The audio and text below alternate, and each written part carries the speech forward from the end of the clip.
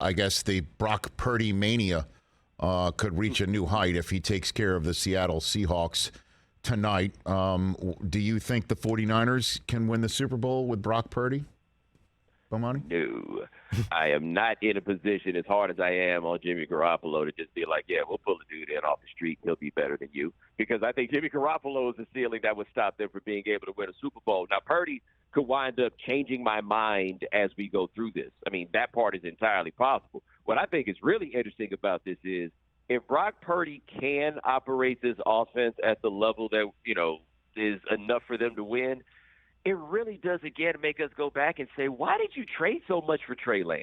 And I think that Trey Lance has a chance to be really, really good. But in terms of allocation of resources, Kyle Shanahan does quarterback things that just don't make any sense to me. As much as we think of him as the genius, and it's a fair argument to make in a lot of ways, the things he does that make no sense to me are outright head scratches, and they all have to do with quarterback. It's just, to me, there's just too many you never know moments in the NFL, and he could be the next one. And I know whenever people point that out, it's just an overreaction, and I don't know. It just seems that there are so many talented people around him that why can't he be a younger version of Nick Foles or a new version of Brady or Kurt Warner, and that we see him holding his hand, his head in his hands with the confetti coming down in Arizona. It's just a lot to ask of a young guy, though. Right. Like, as I watch more and more football, the thing I realize more and more about quarterbacks is we thought about quarterbacks more like kickers. It would make a lot of sense. You know how kickers can just lose it out of nowhere? And it's not like their legs fall off or anything like that. There's just a mental component and a certain confidence that goes away. So I look at a dude like Carson Wentz.